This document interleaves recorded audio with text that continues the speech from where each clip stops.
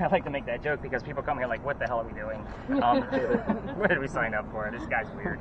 But anyway, so this place used to be something, but to all the communication device folks, I'm going to kind of give you a heads up now. This is where I start withholding information, and I'm not going to give you questions like what color is George Washington's white horse, like what we did over there with the big red barn.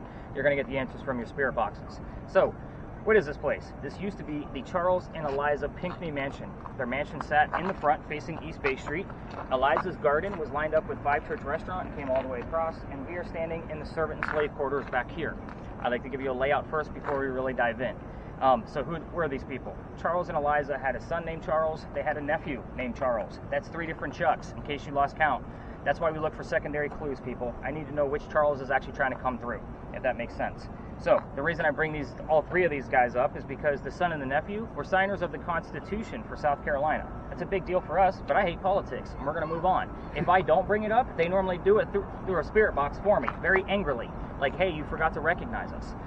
So, let's talk about Eliza. I know we're past Women's History Month, but we're going to talk about her anyway. So, Eliza Pinckney.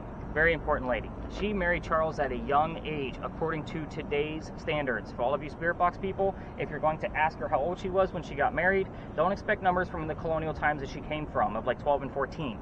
Think of today's standards. And I bring that up is because her husband was over double her age when they married. So again, creepy age gap in the 1700s, definitely a creepy age gap now. So she married him because her father was over in England, and he thought he was dying. He's trying to bring all of his children home one last time so he can see them. Eliza didn't believe he was dying, so she got married instead to the man she fell in love with. It was 1744. You don't get married in that year to get a green card. We're not a country yet. So again, she married this guy out of love, and it was a true love story, so don't poke the bear. And she was right. Dad didn't die right away. Instead, as apologetically, he starts sending her gifts from England to where we're standing. One of those gifts happened to be the plant seeds of indigo. If you've been in town for at least a day, you've seen the word indigo somewhere. I guarantee it. You're in Charleston. However, what is indigo? It's a plant that makes blue dye that makes our blue jeans blue. Some of you are wearing it tonight because that's how we make them today. But Eliza didn't know what to do with the seeds when she got them. She had to learn from her slaves how to keep it cultivated. It's not 1,000 degrees down here all the time, just in the middle of July. So once she figured out how to, cultivate it and make the dye, she moves it to a cash crop and then got a hold of her dad and said, rice plantations are going downhill. We're going to make a killing with this indigo. And we now have an international businesswoman during colonial times, something absolutely unheard of. So a very big deal about this lady. Now that's the boring shit about Eliza. Let's get into the crazy stuff, because that's why you guys are all here. I will also tell you, just up front, kind of a disclaimer, I was looking to retire this space. I change this route up every year just because I get a lot of repeat ghost hunters wanting to come see me because every night's different. But at the same time, this space I was going to be retiring it because I was getting very disrespectful ghost hunters, meaning you guys, like, yo, what's up, Eliza, kind of mentality.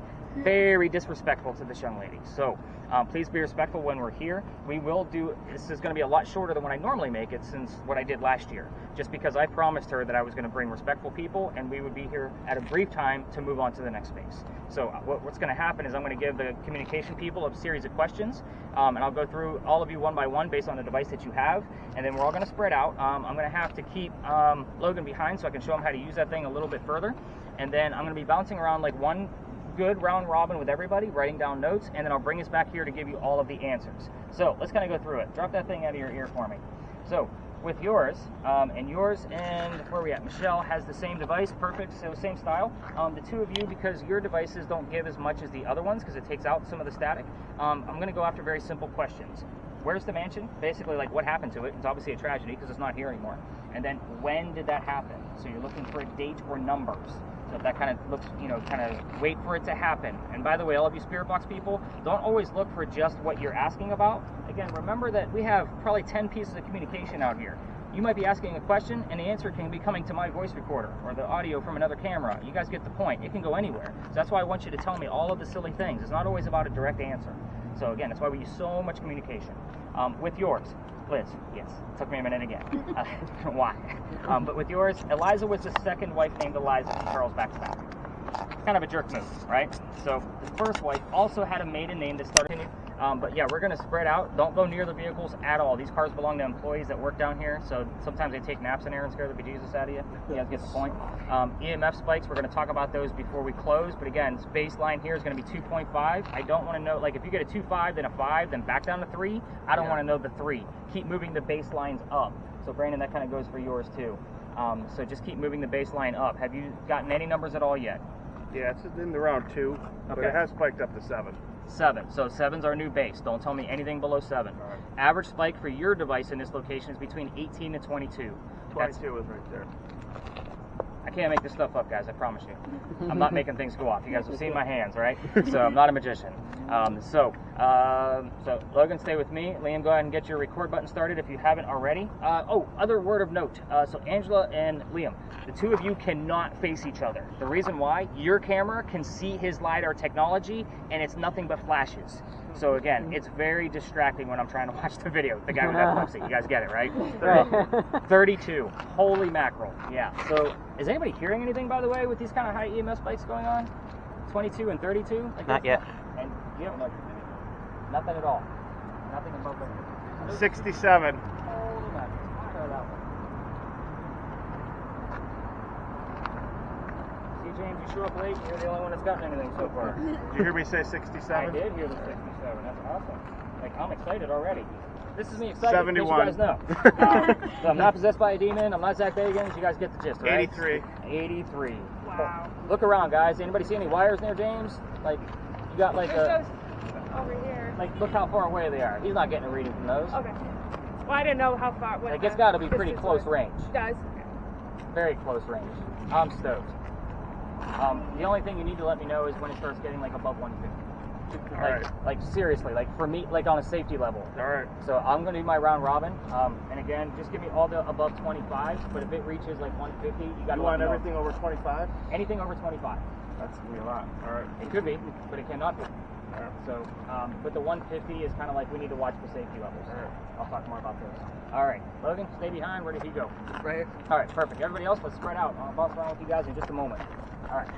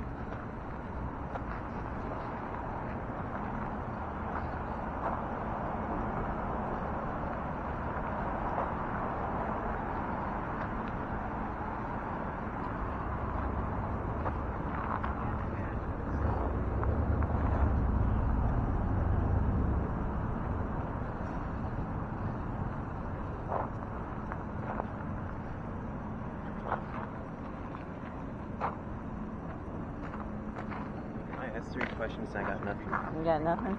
Well, could you wait for the answer sometimes? Yeah. It's so subtle. Eliza, where did you die?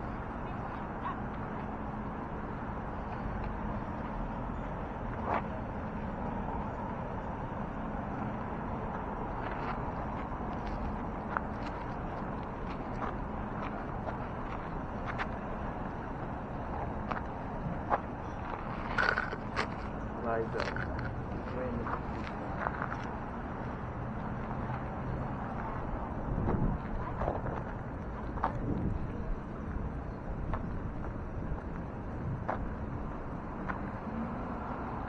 Eliza, was your death painful? What? Eliza, was your death painful? Eliza, was your death painful?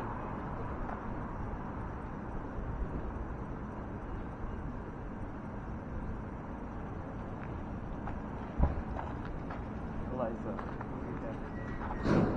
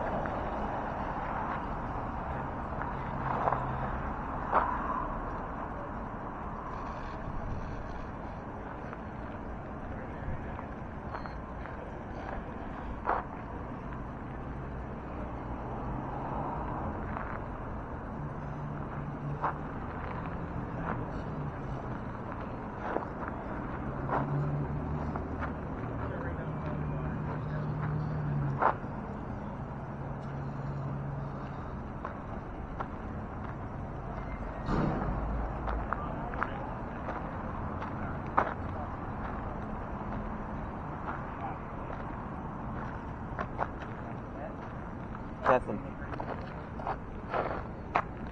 It's part of ghost hunting. Yep.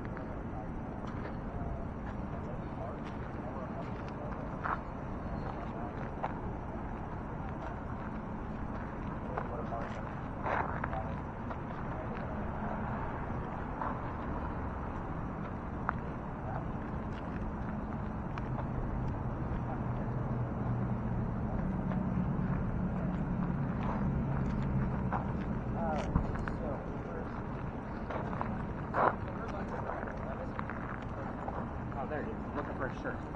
I seen the Hakuna Matata earlier. So have you heard anything out of that guy yet? I have not. Okay. And you're okay to take notes. Like, some people do that. It's very helpful because you might forget something that you may have heard that was relevant. So again, taking notes is perfectly fine if you have a memo app. But again, are you getting the gist of how that spirit box works? Yep. Now, normally you would kind of like, when you're getting used to it, especially like a model like this, it only has 4 speeds. The other ones have like 6. And even the one that I gave over to Michelle has 8. So again, it just depends. They go faster and faster and faster and faster until you have nothing but white noise. And at the end of this, have you heard of the Estes method? I have not. Oh, well, you're going to learn a few things. We'll talk more about that later on. Like, let's get everybody acclimated to their devices. And again, I know camera work isn't the most exciting thing in real time because it's really about the next day for me on those because the cameras are so small. I put them up on YouTube and I watch them on a nice large computer. So again, that way I can see all corners of whatever you filmed, and that way I can see if any anomalies actually pop through. So the real thing for you guys is I was hoping he was going to share an earbud with you, so that way you guys can actually. Looks like he just popped them both right in. I'm like, all right, you might not share. I do have a question. I've got one of those ghost apps. You know that it looks exactly like it's the free version. Would it make sense for me to walk around realizing that? Like the one I'm using here, like the word generator. So yours is going to have about 1,000, 1,100 words in it. It's still fun. Okay. And it's still somewhat accurate. Again, it's going to be less accurate than the grab bag of what I have, but by all means use it. I'm not going to, say anything bad about it. I mean, well, what I'm saying is it ever accurate at all? It's got some. Okay. About 20%. Okay. Well, so with yours having a less grab bag, it's probably going to be closer to 10%. Okay. So about 10% accurate. So about 1 every 10 words is going to be something accurate to your space. Okay, sounds good. So again, I study ratio of accuracy a lot based on the device. So, what do you got? Fire. You want to share one of those earbuds with me? Pardon?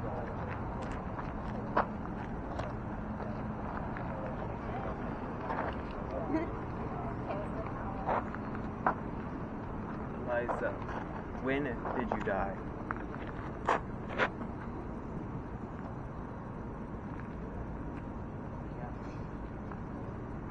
Eliza, was your death painful?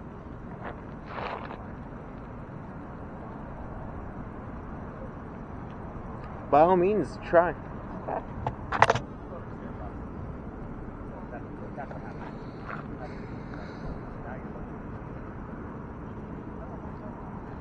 See what I mean? Ask your questions. Can you hear it?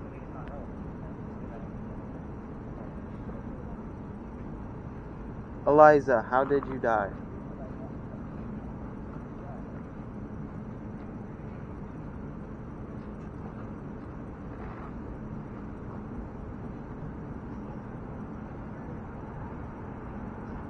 Eliza, where did you die? You have to give him a chance to listen. I am.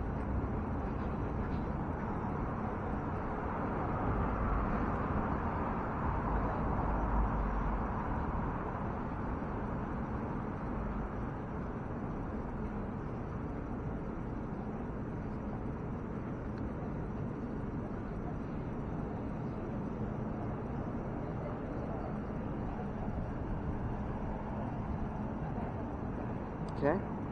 Did you hear what they just said? What? Cheap trick? Tick.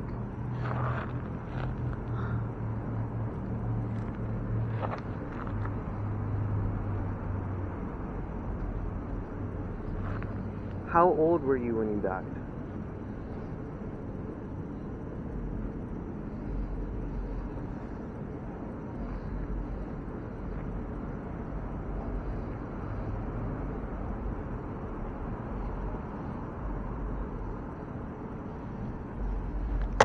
Nothing.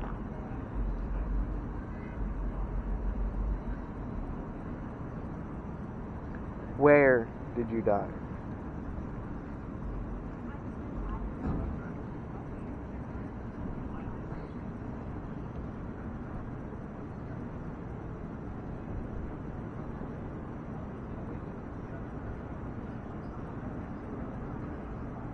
Jump.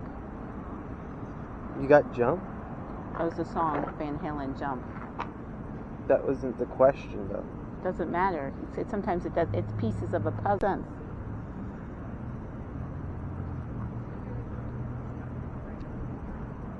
Rain.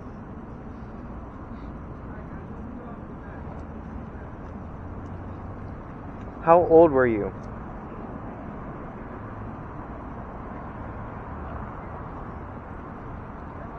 One, two is what I heard. Okay. Did you hear that? I didn't hear that.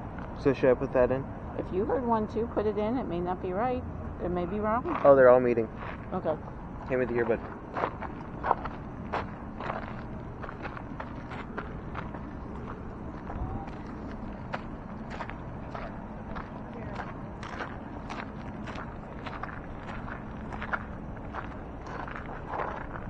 So we got a couple of things going on. Obviously, I'm very excited about the EMF readings that we got that was going. I mean, I told him his new baseline was 50. So the first thing I want to do is I want to explain what these EMF readings actually mean based on things around your house. But I'm going to take a drink because you guys really got me talking a lot tonight. Me bouncing around stuff. So that's a good thing. So if I don't have a voice by the end of the night, we probably had a great night, right? So that does happen. But anyway, so electricity in the air. Again, you guys looked at the wires around us. They're a little too far away. They have to be in close range. Brandon, did you get anything? Not playing around much, with those? no. Nothing over like 2. Okay. So again, I don't. That's what I'm trying to figure out. Is like how is How his they- measuring versus that like what much I'm different? lacking from the different ones. But It's a dog scarce. if you put James's device behind your TV, it'll read about 40 to 60 milligauss. We had probably an average of about a 50 to 60 milligauss based on the readings that he gave me in here. So it's giving off enough electricity in here tonight to charge your TV. Your microwave runs on about 150 to 170 when it's running and heating up your food. So again, that kind of gives you a baseline of what your things do around your house. The highest I've ever seen the device go that James is holding is 214, and it's been in this location. We left.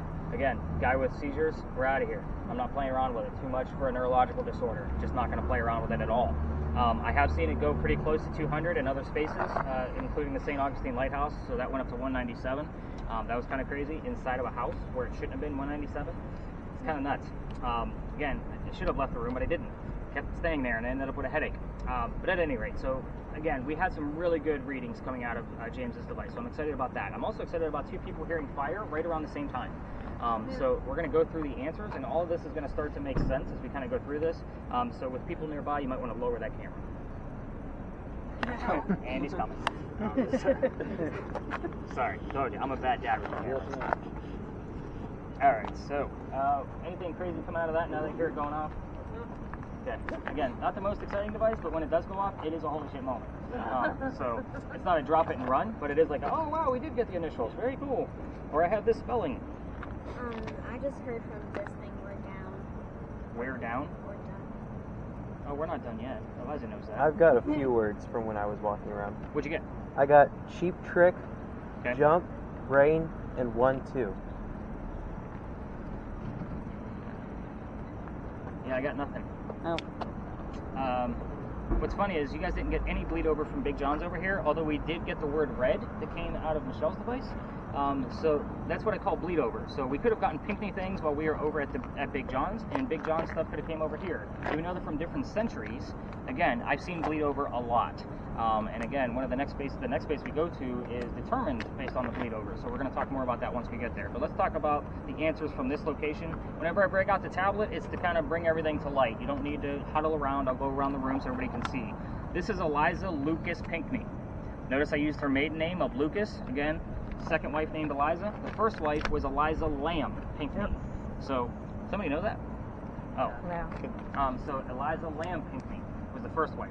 This wife, the one we just talked about, married Charles at the age of 22. He was 45. So a creepy No, I age didn't gap them. hear it. I didn't hear it. I thought it. So kind of a creepy age gap for me because I'm close to Charles's age and my oldest daughter is Eliza's age at that point in time. So it's definitely creepy to me.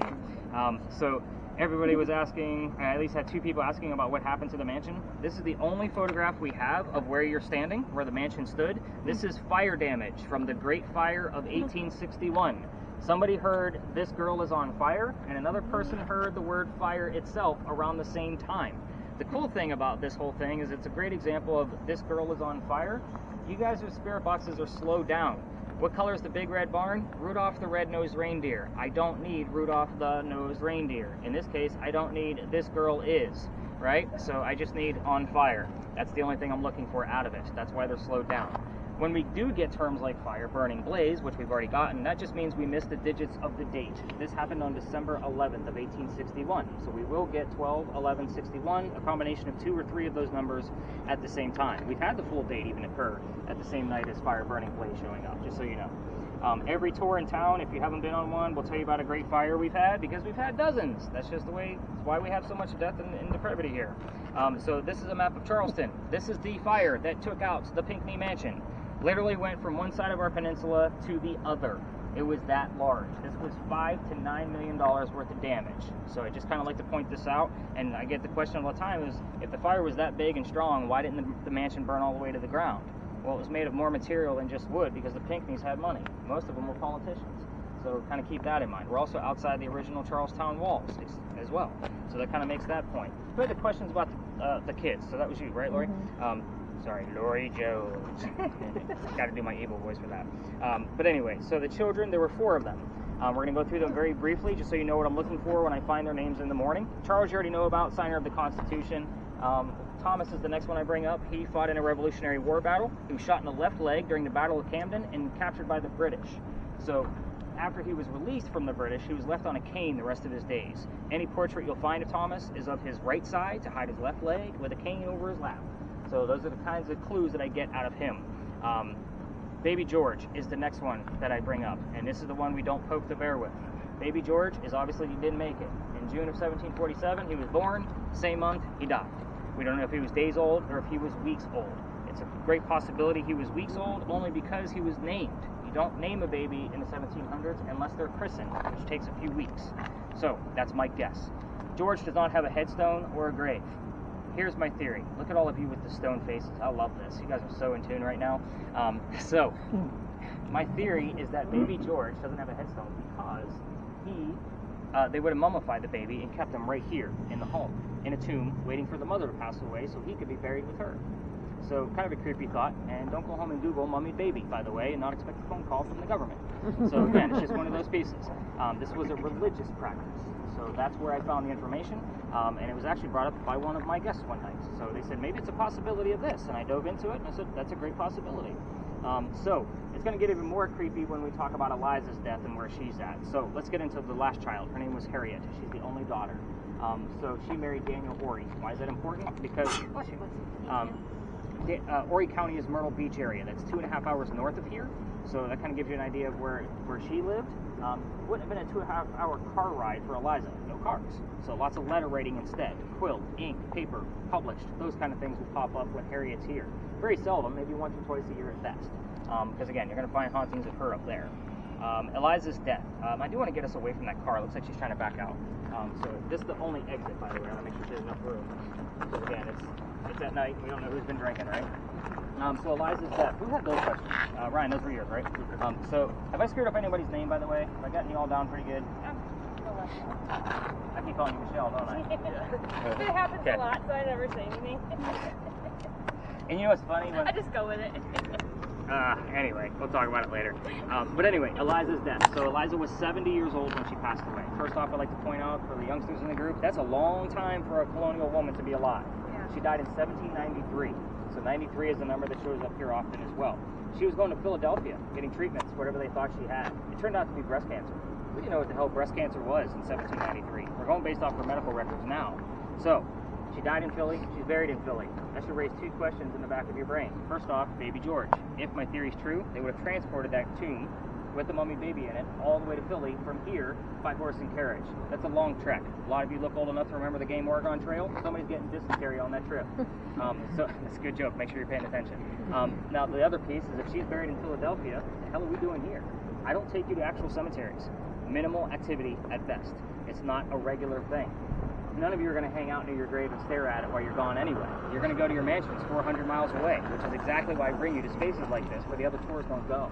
Again, there's nothing for them to see. They're watching the people get pissed off because we're filming their cars. You guys get the point. Who wants to take a guess at who the president was that was the pallbearer at Eliza's funeral? 1793. It's a good thing you can't answer. James is looking at me like, I got this one. I'm not even going to throw this out. Go ahead. I have no idea. Okay. What are the Adams? Second Adams? Washington. Washington, oh. Yeah, big surprise, right? So at his own request, he wanted to pay homage to Eliza for her indigo that helped get our country started. So it's a pretty big deal. Now, here's a good thing of why I'm excited that you couldn't answer. When we got here, I told you all, I'm not going to give you questions like what color is George Washington's white horse? Putting George Washington subliminally in the back of all of your brains on purpose. Waiting to see who's going to give me the answer in the field. Notice I gave you all the answers from the tablet and everything else, and that's the only question I gave you to see if you could give it back to me. You all passed with a fail. Good job. So that's kind of it's the only word trick I get. And again, you guys all did really well with that. So some people will do it by deductive reasoning and realize, like, you know, he wasn't actually the president at the time, because I don't say the current president at that time. I just say, I've seen that look. But at any rate, you did very well. So we have a lot of things going on. You can definitely, you know, give yourself a break with that. Hit that stop button on your camera, Neil. Because again, people are freaking out by the blue light, and they're like, "Oh, what's going on? There's a news set down here." Yeah, let's go ahead and stop those cameras. So we're going to be moving on to an alley from here. When we get into that alley, all of you video camera people will start back up again. But just keep in mind, it's a very popular ghost tour stop. So we're not going to spread out like this. I'll be relying on the bleed over from that space into our next one, which is very close. So again, you have to understand the alley by being inside of it with the way the history of it actually is. So when we're in that alley, you're going to be like those belly shots on yours, and perfect like that. You're going to be basically pointing it in different directions around the alley. Spirit boxes, I definitely want you listening in along the way. So even on yours, Melissa, so that way she can actually remember. I thought I was going to screw your name up all night long. But at any rate, EMF detectors, ignore your readings. The electrical meters underneath, they're all underneath. It's going to make your stuff go off. Has anybody seen or heard anything else while I've been giving you the history, or have questions about the Pinkies before we get out of her area? I just heard like a really scared like no yes or no question.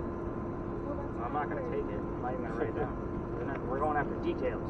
That's what we're after. Here's the number 2. really weird.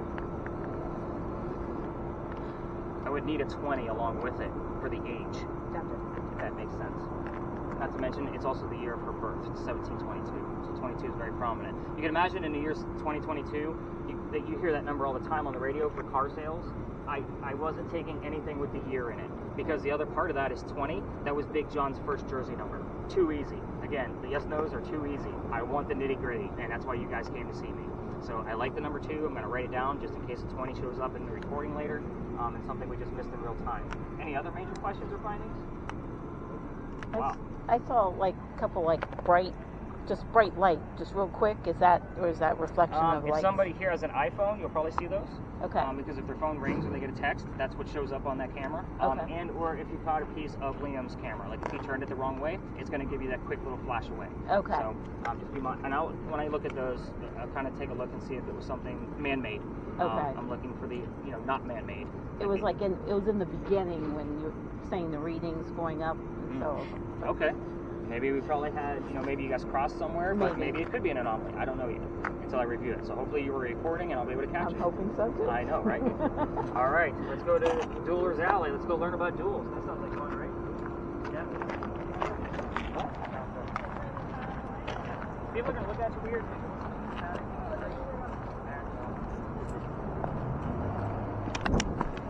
Is this on the recording? Can you tell?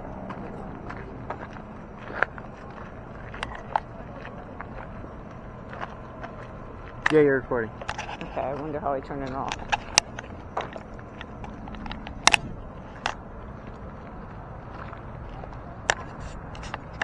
just kind of split the seas, let them pass through. So I'll always stop right for one.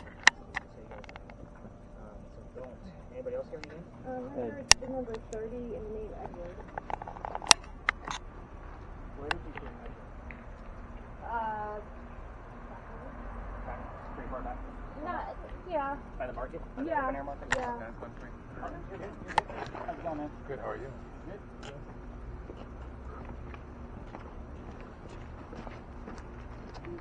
What was the other thing you heard? 30. 30. I knew there was a number. Brian, got anything? Hey. Hey. Yeah, I know. It's actually all time together. Okay. I'll have to explain at the end of everything here. Because that's actually kind of like where we're going next. So again, Toledo. Who else has this here? I heard job and job failed. Job what? Job and then later job failed. And 1-800. If something happened in the year 1800, I would take it. You guys get my point? But Right. at this point, I don't know of anything specific in 1800, especially with the other clues you're giving me. What's funny is you guys are actually giving me clues to Blackbeard. Yeah, we're going to pirates next after this. So, obviously we had the name Edward and the word head. He was beheaded, and his real name was Edward Teach. So, I don't know what the number 30 is in relevance to that, and what the date of his birth or death or anything like that, but it's definitely something I'm going to have to dive into. So, again, those of you with cameras, be discreet, but yes, we want footage in here. Again, the two cameras that can't face each other, or anybody, but Angela. So, or I'm sorry, Angela and Neill just don't face each other, so basically you two need to be pointed in opposite directions, so that way she's not picking up your LiDAR signal. She can see, and it blinds us. So just don't flash anything at her. She's already faced the other way, so perfect. Anything crazy on the little Ouija board there, Logan? No, not really. It's only when that is correct. It's not, it would have the phonetic part of it.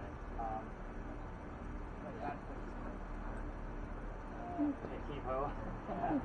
Like, nothing really special. Well, I'm also thinking of like thieving, like somebody throwing up. So that would be my terminology for that. But anyway, so you guys are getting really good at this, so that's really good. So appreciate the numbers and the really into the motion. For those of you with EMF detectors, so Brandon and James, we're looking for anything above like a 6 or 7. We do have lamp posts near us, so you're going to get little small spikes of steady 4 to 5s. So I'm really looking for above the 6 to 7. So that means it. So again, with this location here, Brandon, I really want you to toggle that down, kind of see if you get it kind of right out of it all. Even with the EMs that it says don't play with those, I might have to back into it. So, where are we? We're in Philadelphia Alley. This used to be called Duelers Alley. This is where some of the duels used to occur for the city of Charleston. Yeah, that's always fun to talk about death, right? So, let's kind of get into this because every ghost tour comes down here. It's kind of a staple for every ghost tour. And that's why I say we're going to split the seas and let them do their thing. But I'm going to tell you the story a little bit differently because you're ghost hunting. You need more details than just the campfire marshmallow ghost story. Even though you all are seated, but be ready for the campfire. So, here's how this goes. The doctor moves down here from Rhode Island. His name is Dr. Joseph Brown Ladd. All of you Spirit Box folks, when you hear the song Brown Eyed Girl, it is not coincidence. It is part of the doctor's name. So it does happen a lot down here. We're getting to the point actually. Okay, I get it. So at any rate, he moves down here because he's supposed to get married to his fiancée, Amanda. Amanda just inherited a bunch of money from her dead parents. She has an attorney helping out with all of his cash. The attorney thinks that Dr. Ladd is just after Amanda's money. So he tells Amanda, get rid of the doctor. He comes down here to Charleston to prove that he's not after Amanda's money. And the coachman that brought him into town set him up to be robbed and killed. It wasn't a good start to his stay in Charleston. Just so you know. Somebody was walking by though. He was local, somewhat. He's not from here, but he lived here a while. His name was Ralph Isaacs. I'm going to stop there because Ralph has the same initials as where the doctor came from. Rhode Island, Ralph Isaacs. We were getting the letters R.I. all the time on these red spirit boxes, so I decided I'm going to get the Ouija board device to see if we can get it here. We're looking for the initials R.I. However, 2 different characters, we'll need a secondary clue so we know who it belongs to, so you guys know. Anyway, back to Ralph. He tells the doctor, dude, you don't want to stay here. I know this guy. He's going to try to kill you. Come with me. I got some friends at 59 Church Street. We'll stay there, rent a room, and you'll be safe. The doctor took him up on the offer. They became friends. The longer the doctor stays here in Charleston, the more money he's making. He's proving his point that he's not after Amanda's cash. So, Amanda gets wind of this, that he's making his own money, and she's coming down so they can get married. Dr. Ladd became known as the Whistling Doctor. Stop there again because every haunted city you're ever going to visit has a cliched whistling ghost. We all have one. So just kind of keep in mind, there's proof of this one. But we're going to talk about that later on. Dr. Ladd and Ralph go see plays together. They're getting ready to go into the duel, just so you know. They go see plays, but they can't sit next to each other because the doctor makes more money. That's the hierarchy of Charleston. He gets better seats. The talk about the plays on the way home. They're arguing over an actress one night after seeing Richard III. The doctor thought she was great. Ralph did not. The argument turns into Ralph insulting the doctor's fiancée, Amanda, back home in Rhode Island. It's very ugly, and they go their separate ways. I told you Ralph had a lot of friends here. He goes to the newspaper, puts an ad in the paper telling the whole city of Charleston what he thinks of the doctor. Kind of a, you're a disgrace to society, sir, kind of mentality. The doctor saw the ad, but rebutted with, let's just go to Boomer's Alley. We're going to settle this, and somebody's going to die. Over an argument over an actress, by the way. That's how that started. So they came down, they took their 10 paces, they turned, the doctor pointed his gun in the air, and he shot. He didn't want to kill this man. He's going to have the courage and bravery to show up to the fight, which is often what happened in a duel, by the way. But Ralph, he had his one shot, and he put it in the kneecap on the doctor. Dr. Ladd didn't die, but he fell to the ground. Ralph proved his point that he's not willing to forgive, and he's still pissed off. So his doctor's friends picked him up and took him home to 59 Church Street, where he dies 10 days later on November 2nd, 1786.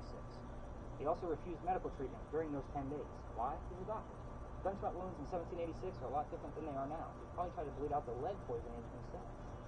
So, they say, they'll tell you, every ghost story will tell you, see here how quiet it is. It's always this quiet, by the way, unless that air conditioner is running.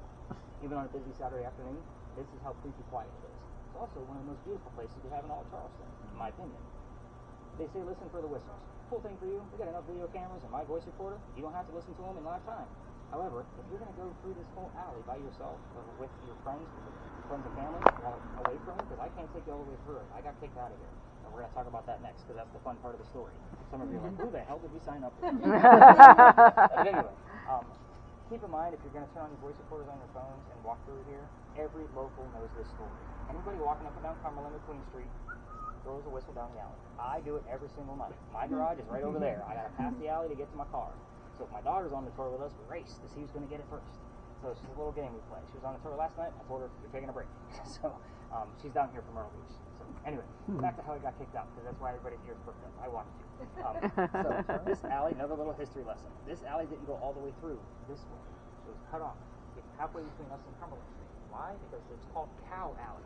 This is where they kept the livestock for the city of Charleston. So that means those bricks on that end are older than these ones. Those bricks on the older ones are sun-dried bricks from a slave labor. Full handprint from a slave child at the end of this alley. I used to take people all the way through here to get to our next stop, but I always point out the handprint. However, I treat that handprint just like I do a grave. That's the last place I'm going to find that kid that made the handprint. All of my teams always want to try to get a reading out. November 26th of 2020. My entire team of 10 is wrapped around that brick, waiting for something to happen. I'm trying to shoot him along because of my belief that he's not here. The second thing is, I'm trying to be respectful because it's outside the kitchen window of the beautiful mansion at the end of the alley, not knowing I was out of bounds. I'm not allowed to take things like that. So, I was new at this, was wiring my ropes. The new owner came out screaming. My daughter thought it was great because Dad's getting yelled at. And we all moved on. So, we finished the night, but the next day was Thanksgiving. I don't tour on Thanksgiving because I worked in retail management for over 20 years. Mainly for Walmart. You guys get the gist of why I don't know. Company music and people walking towards us. Very ominous. So, you know, anyway, we're going to actually still pass through because I don't know if there's any ready. Have you got everything ever done?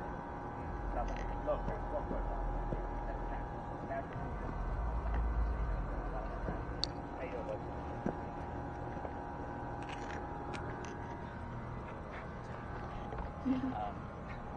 Funny thing is, you guys get all this audio later on.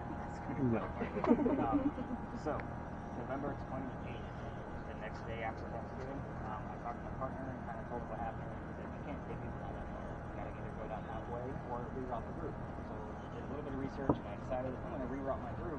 But what I told them is, I don't believe in the story we're going to next because I've never had anything happen over there, and I'm a vampire guy, not a pirate person.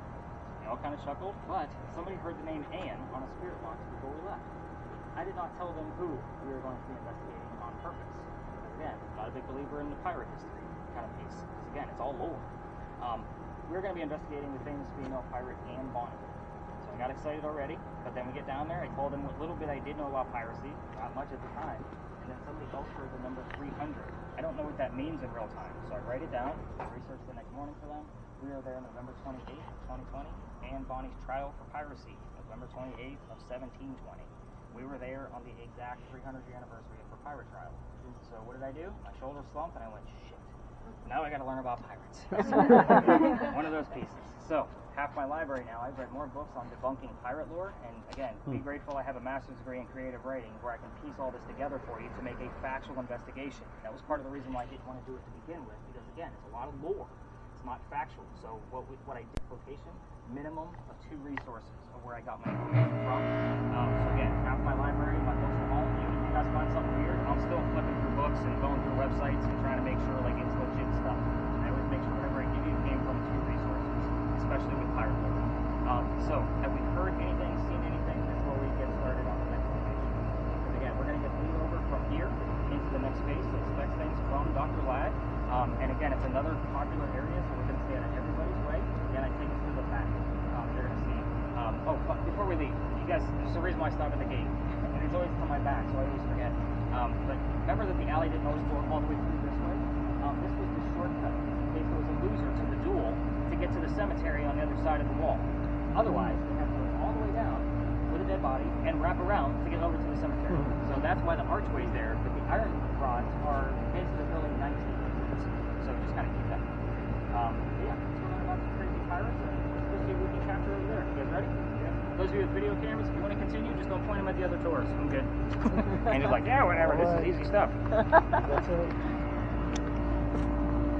Ryan, you getting the gist of this? You got to know your ghost, man. Like, you got to know exactly how to handle it. You got to know about the history, little intricate details of what matters. That's what matters to them. So,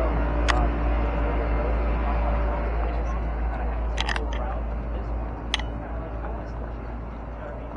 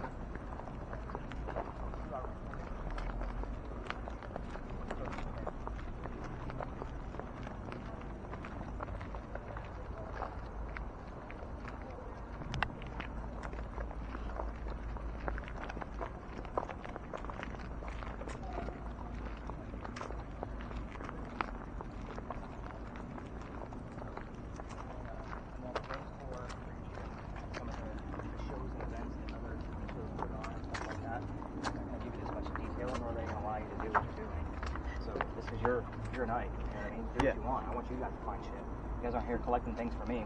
What do you got going on with that word list? Well, do you happen to know the name of the actress that they were arguing about? I don't, and I dove into that several times. What do you got? Sarah kept popping up on Interesting. Where did Sarah come from? On your list or from Haley? my list. Your list. Came up twice, or did it just stay Well, Sarah stayed there for a while, and then the word dead came up. The word dead. Because somebody else heard the word dead, too. It was Sarah, Foot, and then dead, and then dig, and then field, when you were talking about the cemetery. Just dragging people through that. Well, that's a courtyard that they have to go over to get to the cemetery, so I don't know what it looked like back then. It's possible it would have been like a little field. I don't know, but it's a courtyard now. Anybody else got anything weird going on with their stuff? 200, Psycho. Psycho's good. Yeah, Fucking right? piracy. Yeah. Your pocket is cracking me up because it keeps like drawing my attention. You got like a circus going on in your right pocket. with all the blinky lights. It's funny because I put my phone in my back pocket all the time. The kids are like, your back pocket's lighting up. And my flashlight It's okay. will be We're on. all going to see it on the camera that Angela's using. So, yeah, because every time one of your guys' phone goes off, we see it. So I just got a number. I haven't gotten a number all night. 8? Yeah. You're a paramedic. Remind me to write that one down. Because it's still a medical term. We're talking about a doctor. I don't know that paramedic would have been a term in the late 1700s, but definitely something to look into. See where I'm going with, like, it might be a stretch, but the number 8, and then we have 30. So I almost look at that as like August 30th. You guys see where I'm going with that? So again, I'm always looking at the outside the box kind of thing. Is it really? Yeah. August 30th. Interesting. So, I don't know. I'm going to dive in, but I like it.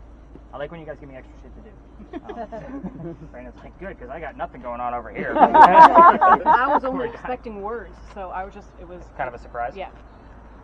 It also could be part of Anne's birthday. I want to say March 8th. Somebody had the word March, but I think that was back I had in March earlier. Yeah, because that was way back at the Pinckney Mansion. And Anne is said to be seen all over town. The interesting thing about the space of where we're at, this is a hit or miss, guys. Like, we're either going to find a lot or nothing.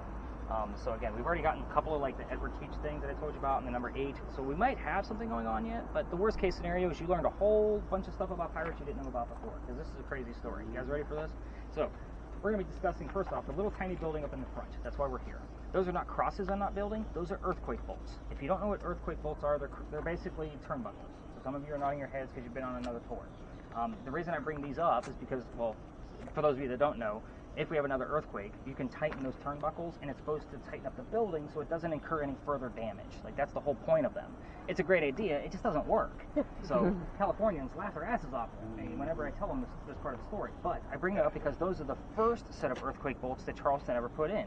Why? That's the oldest government building in South Carolina. It was finished in 1713. This is what I call a familiar. You guys all watch the TV shows where they pulled out the teddy bear to attract the child ghost? Yeah, same principle. This is a familiar thing to Anne Bonny because she was coming here at the same time it was being constructed. So let's kind of get into it. Right in the middle of the building's construction, which, by the way, this small building took 10 years to build. Does that sound like our government? No, not at all. I'll answer for you. But 1708, let's venture back to Ireland. A young lady moves here from Ireland named Anne Cormac. She comes here with her father and his mistress. The mistress is Anne's mother. Is everybody with me so far? There's a couple of weird twists that I've slowed down on with this one. You guys got that? Perfect. So there was like no head nods or anything. It was just blank stares. Like, wait a minute. The three of them are running away from her father's angry wife. You guys got that? How pissed off was she? So gentlemen here with your ladies, be kind to them. They'll kick you out of the country. So they land in Georgetown. That's just north of here, between us and Myrtle Beach. Dad bought a plantation. Mom died pretty quickly. So that means he's sending young Anne down here to sell anything from the plantation to keep things afloat. Hence the familiar building. So that's why we're here. Now, go back to Ireland for just a second. They say Anne was a badass even back then. At the age of 7, 8, 9 years old, remember pirate lore, they say she killed a servant with a knife to the belly. We have had the terms servant, knife, and belly all show up in the same evening at this location.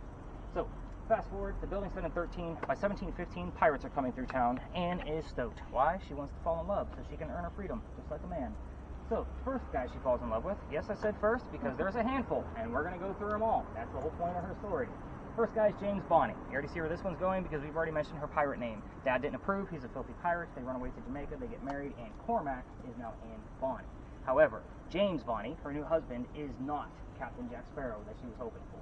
This guy turns out to be a privateer, which means he's a spy for the British. He's a coward. This is not who she wants. She wanted a swashbuckling pirate. Next guy, John Rackham, guy number 2. John Rackham is actually known as Calico Jack. This is the guy they based your Johnny Depp character off of, just so everybody knows who this guy is. I usually see a lot of eyes and ears perk up when I say that. So, this is the guy she's been hoping to fall in love with, and he has his own ship. She wants to be part of it. You can't put a girl on a pirate crew. Does anybody know why? A bunch of men. They'll all want it. Thank God there's no children in here tonight. It's bad luck, everybody. It's bad luck to have a girl on a Exactly. ship. It's just bad luck, plain and simple. Some of you guys overthink it. The gentleman overthought it, so of all people. It's usually the ladies going, there's too many guys! But anyway, bad luck. So he makes a deal with her. If you dress like a guy and look like the crew, you can be part of it. However, you're going to be a female in my quarters. She's okay with this. Why? Dad used to cross-dress her as a boy apprentice back home in Ireland to hide her from his wife. She gets it. So, let's put two and two together. She's a female in his quarters. She's eventually going to get pregnant. You cannot have a pregnant pirate dude on the crew. Somebody's going to figure out that she's a girl. I did hear pregnant earlier. We had it last night too, so bingo on you. Right on the nose. So, he drops her off in Cuba before she starts the show. Have the baby over here, come back later, we'll figure it out. She goes and has the baby, but returns with no baby. We have no idea what happened to the child. No amount of my research has been able to find it. However, the part of the story that's interesting is she comes back dressed as a female. This makes Jack pretty angry, because everybody's going to know he let a girl on the crew, and they're probably going to vote him off the ship.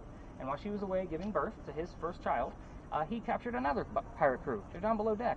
She's going to go flirting, because that's who Anne is. We're on guy number 3, in case you lost count. Guy number 3 turns out to be a female, dressed like a guy, to be part of the pirate crew that Calico Jack captured. Yeah. So, now we have Mary Reed. This young lady went by Mark Reed, so that way she could become a pirate. We actually had the name Mark show up here last night. Pretty excited about that. However, her and Mary became friends, but the British find out where they are. They send an entire fleet of ships to take down one measly pirate ship. Anne and Mary, rumored, are the only ones not drunk enough to come up and fight with 1 bullet flintlocks. Obviously, 2 ladies with 1 bullet guns are not going to take on a whole fleet of ships with cannons, right? So they get arrested. And as they're being arrested, she looks at her beau, Calico Jack, and she says, Jack, I'm sorry to see you here, but if you would have fought like a man, you wouldn't be hanged like a dog. The word dog shows up here a lot, just so you know. I've even had people hear dogs barking on a spirit box as we're walking into the space, on a spirit box. It's so weird. But anyway, the judge wants to see the 2 quote-unquote men that fought back so valiantly on their own. Jack and the drunk pirates are dead and gone. He's already tried and hung them, so forget them. The 2 ladies go in front of the judge. He doesn't give a shit that they're female, because they did reveal their gender, hoping to save themselves. He's still going to hang them, because they're pirates. We plead our bellies, was the last thing they screamed out, because you cannot hang a pregnant woman in 1720. It's illegal. He delays the hanging, back to jail. Dad's still up here in South Carolina, with all of his Irish money. He bails out Anne, brings her home. She remarries. That's husband number 2, but guy number 4. We're going to count Mary. We don't really know. And as far as that goes, she had 4 kids and died at the age of 84. Yes, very abrupt, because we don't know much about her after her pirate career. Mary Reed dies a few months later in that Jamaican jail from whatever pirates die from in a jail. Most books would tell you that it was something very simple, like fever. I'm going to say, let's make it romantic and call it scurvy. Why the hell not? We're talking pirates. So, the only 2 things I left out of here are the names of Anne Bonny's parents. So you can ask what those names are. We get those often. The name of Jack's ship is another question. You can ask the city of where Anne came from in Ireland, and the color of her hair. We get that often in here too. There's like about 15 stories in this whole corner. So you're going to see a lot of tourists coming through here. Again, cameras, watch where you're pointing, and let them go. We only have 2 vehicles in here, which is pretty awesome. EMF detection. I'm excited on the back half. The closer you get to that half, we have 2 electrical poles and parking meters on the other side. So again, I don't get excited about, like 8s and 9s over there. I'm excited about them back here. Let's see. So with yours, Logan, we've gotten the word red that showed up here specifically. Nice short little 3-letter word. We've also had Anne Bonny's initials, which is AB. So again, just pay close attention to what actually comes up here. So definitely get a fresh start on yours. Anything heard or seen on your devices before we spread out? Okay. Wow. Oh, wait. I just got a name. A boy's name. What is it? William.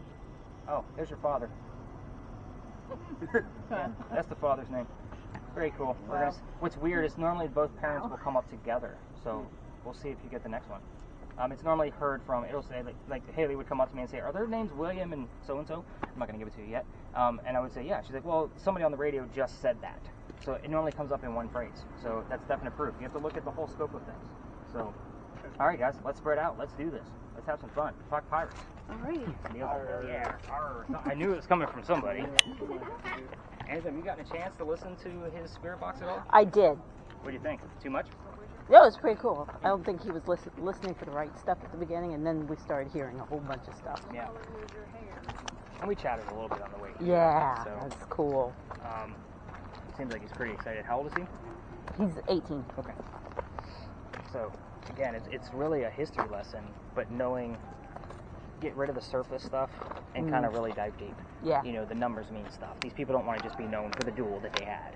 You know, they want to be known for, you know, that they were a doctor and they were in love. And, you know, you got to know those things instead of he was just a dark duelist. You know what I mean? Even the swashbuckling pirates. Anne had a life. You know, you need to know about those things. She was after freedom. She was after, you know, all of those things, and you got to know the history of it and know your ghost before you can really know how to approach them. Oh yeah. So that's kind of what I was talking to him about. Like, it's not always is somebody here? Tell us, give us a sign. It's, you know, it's always hey Ann, why don't you tell me about, you know, your lover Mary Reed? You know what I mean? Tell me something specific. Right, so, right. But yeah, he's very inquisitive. Like, he's very focused. I'm watching him. Yes. Yes, he is. He's getting a good gist of like what to put in his kit. Spirit boxes and EMF detector are bare minimum. So cameras are always just an added bonus. So because they're not always a real-time catch, like I said to you earlier. Right. That's why I don't always follow up with that particular camera in real time, because again, I'm going to watch it like this. Why would I ask you what have you seen? So yeah, as long as you keep it steady all night, you know, that's really, you're just a cameraman and an observer. So that's kind of how, you know, between you and Neill, that's what those cameras are for. Now, now Liam, he's got the real-time moment camera because he can see it. Gotcha. You know what I mean? So when they're nice and large like that, I do follow up with him. Lori, what do you got? You seem focused. I heard Dave, and then damn that thing. I don't know who this is. Somebody Can I listen to that? And it's not always, it's been labeled David. So normally what we'll get is David, but And then $200 or $300, and then right after that it said, must be money. I've been researching. Can't find it. Can't find it. Well, I'm not getting like anything else to even look through the cemetery records to see if it's somebody that's just kind of like, hey, I see you talking to people, let me say something. Right. And I'm not getting anything. It's just the name Dave. Did you hear that? Abby. Abby.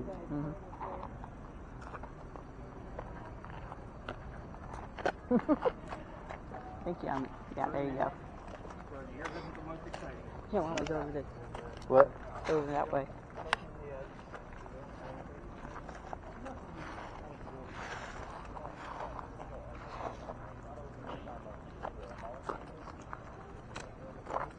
Ask it a question.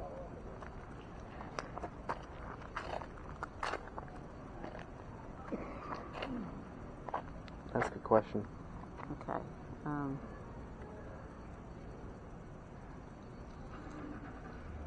Oh, look.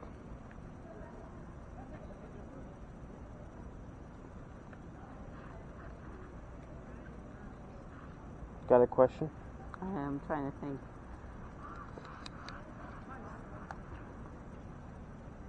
$500. 500 Country Abbey. What? I got Country Abbey 500. Let's go tell him. Did you? What? Well, let's just keep walking around. Maybe we can find some. You ask a question. I have been, you haven't. Okay.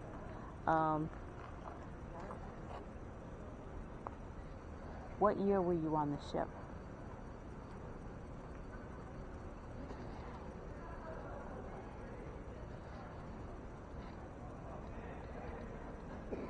I heard 50.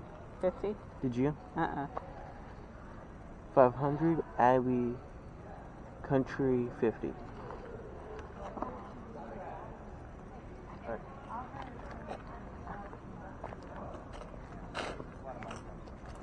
So you're 1929 and so there's a restaurant nearby called Eagle Porch. And the story behind that is that there was a school teacher that lived there with her sister. I don't know the years, but we did hear the word teach, and I don't know what the sister did as an occupation. So so again, I have a few things where I might be able to like, okay, maybe it isn't Edward Teach. Yeah. So again, what do you got? 500 Abbey Country.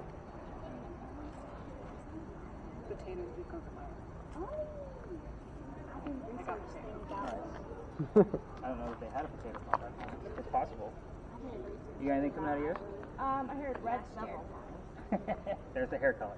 And I heard the word rose. Ooh. Yes, that's bleed over from Dr. I'll explain. That's a good one. So when we capture that, what's weird is that's not always found, but when we do find it, it's always relevant and in this location.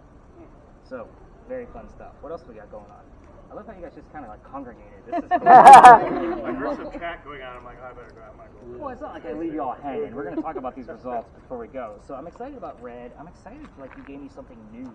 So I'm not really sure if that's going to tie in or not. And if it doesn't, it'll just be in your notes with no extra parentheses. This is why that came up. Yeah. But there's a story that she's picking up on that's like 2 blocks from here. So it's relatively close, but not close enough where I'm like, ooh, hoorah. Unless, of course, I find out the very specific things and see how she migrated. So it's very interesting. Let me know if you get the name Zoe. It shows up on yours. Be mindful there's another dog walking by. Yeah. Okay. But it's the story of Zoe St. Amand. So if those years match up, like I might actually shit a brick when you guys aren't looking. That's a good, like very specific. And if the sister was a nurse, because she heard nursing her sister in the year 1929. So again, Zoe lived at this house with her sister. And I just don't know the years. So again, it's very specific. But again, I mean, you guys had like a lot of good numbers. So like 50, 55. I don't know who the hell Abby is. Maybe that's the last name from the Dave. Who had Dave that came up?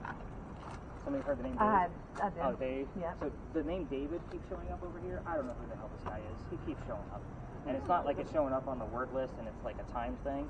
It's just they keep coming up out of random spirit boxes, different ones.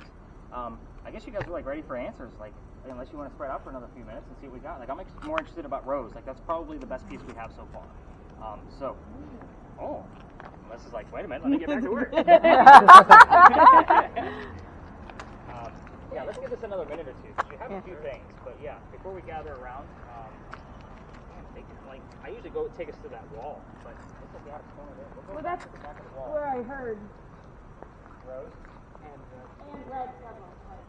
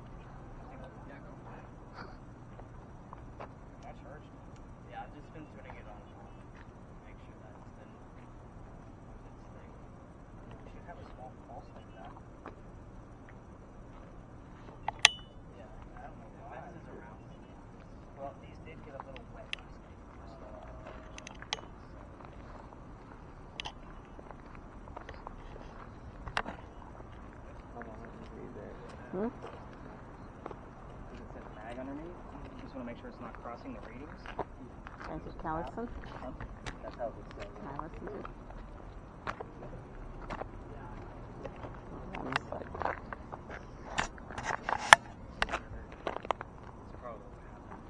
Alright guys, let's wrap it up. Let's head up and go back. Okay.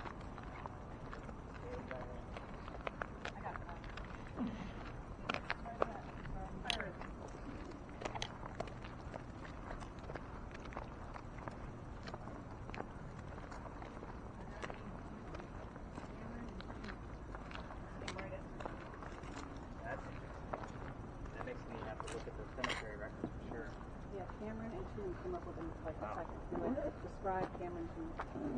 those of you with cameras, go ahead and give them a break. Yeah, give your hands a break. I mean, most of you guys are like, taking it on.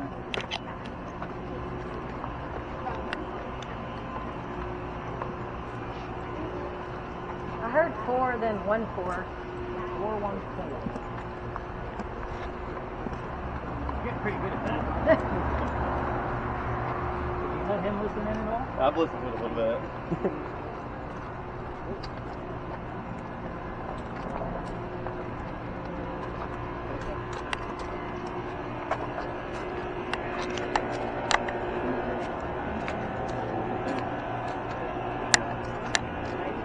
It's very specific.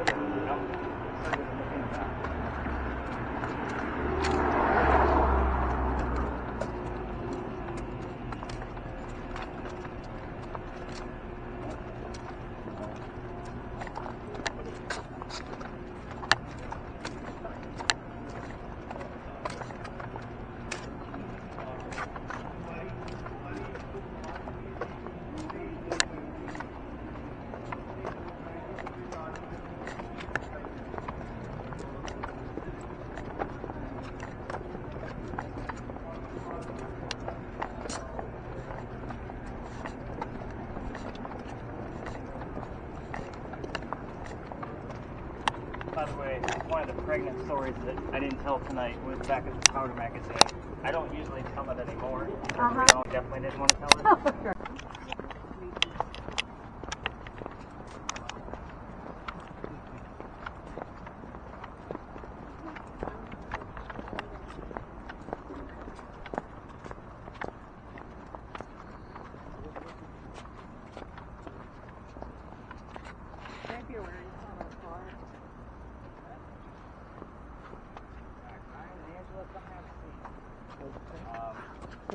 Yeah, so turn your volume down.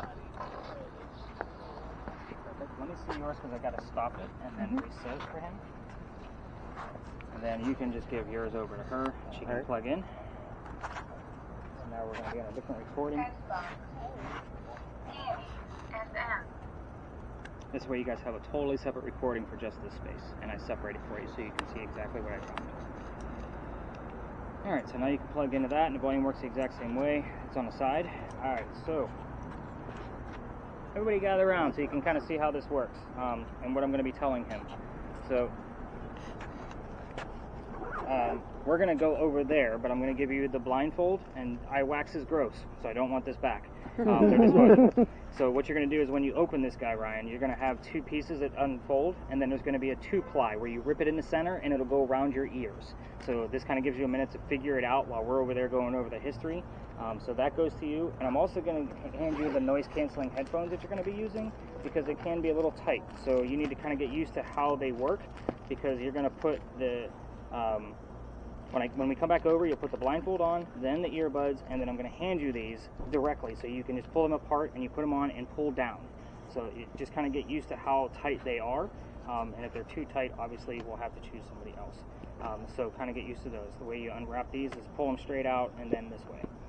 But in a nutshell, I'll give you some more tips, but for now I definitely want you to get used to like the tools you're going to be using. So we're going to go learn some history. And we're going to be back in probably 5 minutes, if not less. And then we're going to get this party started and see what we actually get out of it. By the way, I took a look at the time. I don't normally do that. You guys would have been done with any other tour probably 45 minutes ago.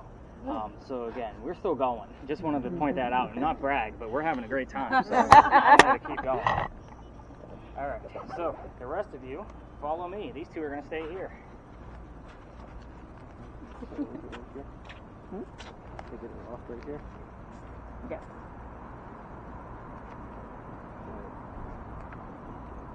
And then put my ears right here.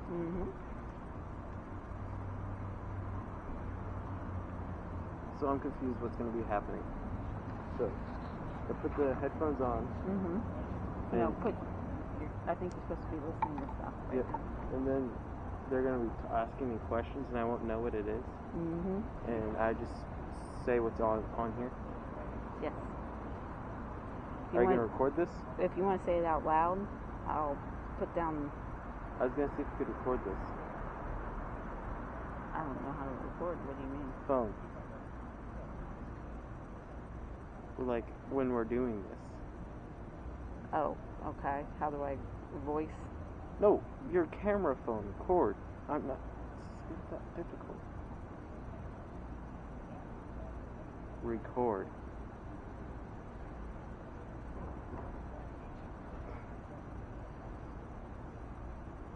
Here. Why are you giving it to me?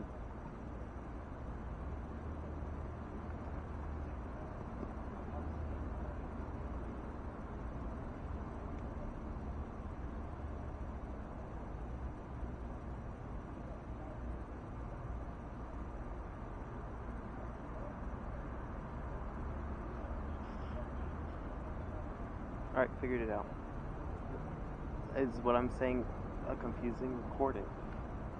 I don't know how to record on my phone, is what I'm saying. It's not that difficult. I've never recorded on my phone. You recorded on an iPhone before. You mean video? I thought you meant voice. Okay. I just wait for them to be back. I guess so. Are you listening to stuff? Yeah, but there's nothing going on.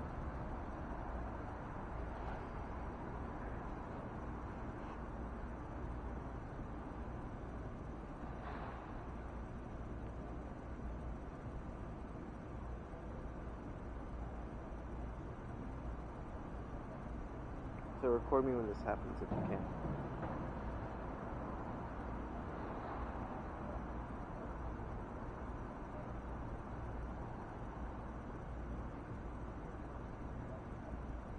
If there was someplace spooky, that would be this place, that's for sure.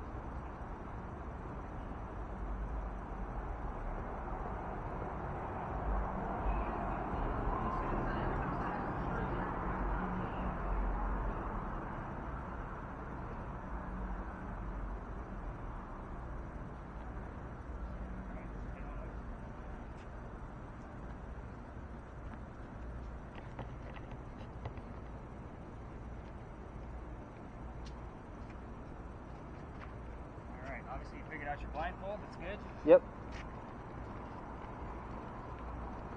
Set my bag over the top. So I do want footage of this from your specific camera. Okay.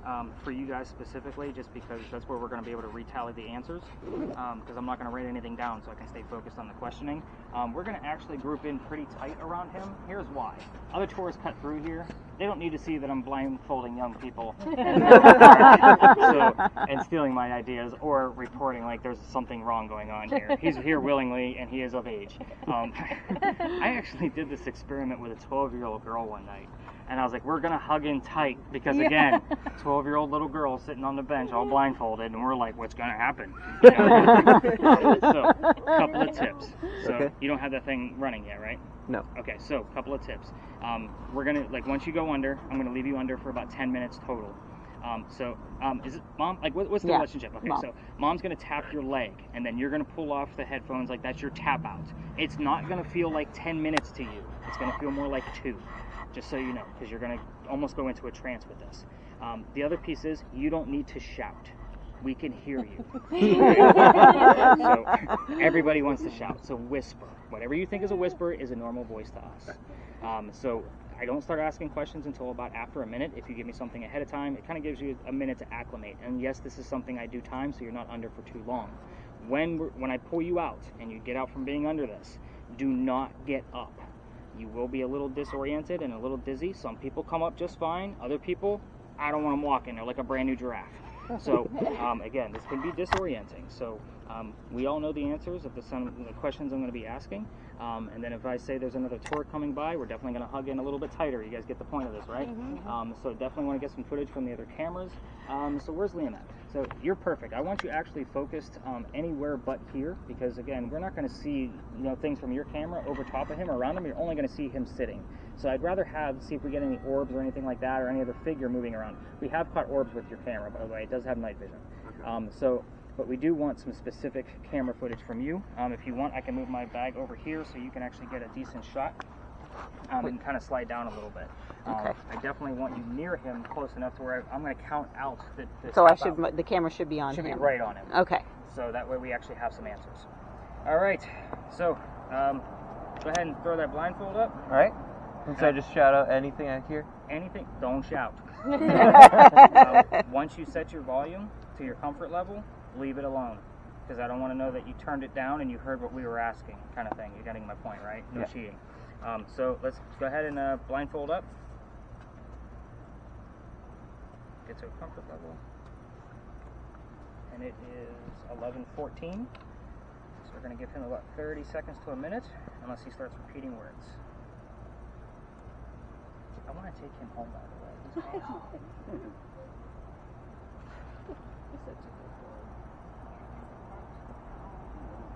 Okay, we are looking for Henry Timrod.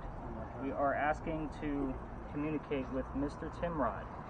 Henry, you know how this works, but I want you to start with the same question I start with every night, is tell us what your job is, please. Ship.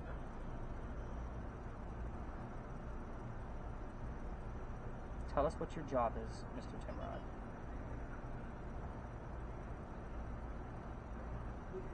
Testing. I am testing the waters. 628. Henry, I want to know what your job is, please. Let's go very specific.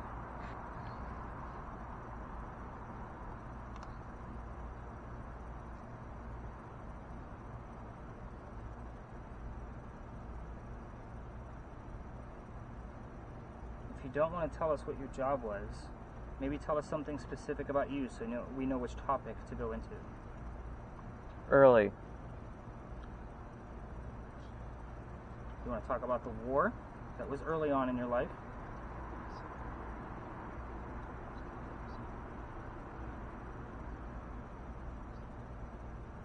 Henry?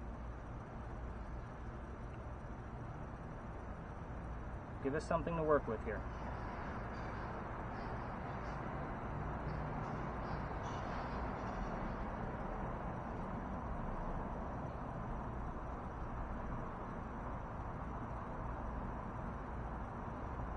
Henry, I'm going to go into something very specific. I want you to tell me more about your son. Maybe you can give us 1,000. Maybe you can give us what your son's name was. I know it was a very tragic death. You and your wife were mourning. What can you tell us about your son?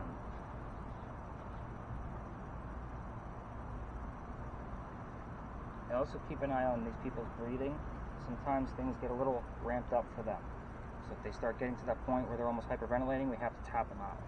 So you guys know. He's doing great, by the way, so I just want to let you know. Notice he's also not talking as I'm talking to the group. It's almost like a full conversation. Ocean.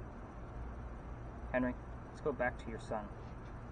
Tell us anything about your son. We know his birthday. We know his name. We know how old he was. Maybe tell us something else specific about him. About 4 minutes so far, just so you guys know.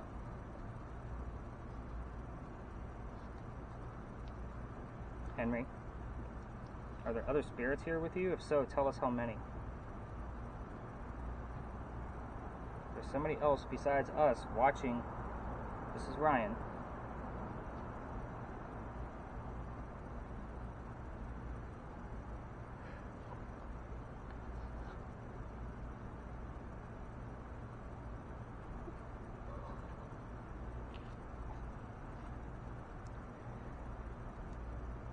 Can you tell us what type of animal we have around us?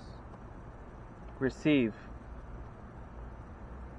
What What type of animal do we have with us tonight?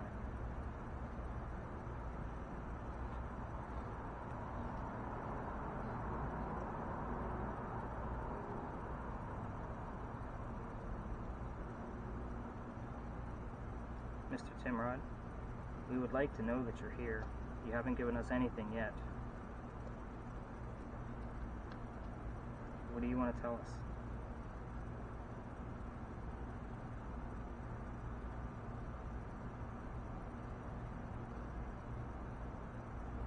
I know you were married,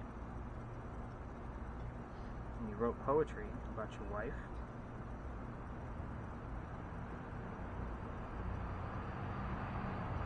Notice the difference for those of you that have seen like the YouTube videos, like the process that I'm using. I'm just continuing to talk, and I'm stirring things up.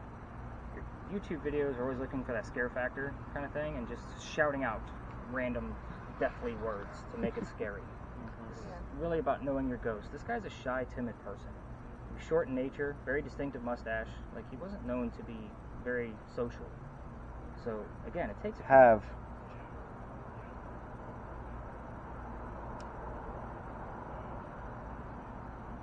So Henry, I've been reading more of your work. It's very good. We've talked about this before. I would like to hear what your job was.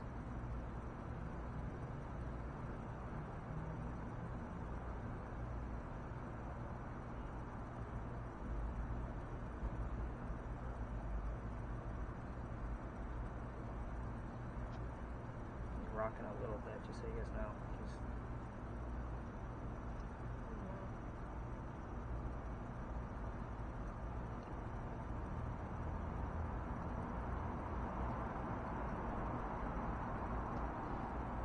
Henry, I'm going to shut this down in about a minute or two.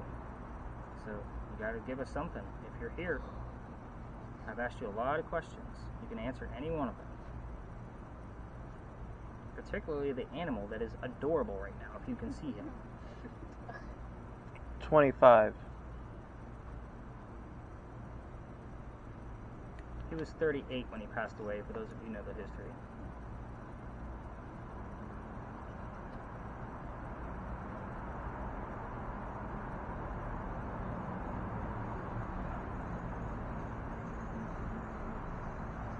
Okay, Henry, I'm going to call this unsuccessful tonight, but you know I'm going to be back tomorrow, and I'm going to try again. So, Angela, we're going to tap him out in 3, 2, 1.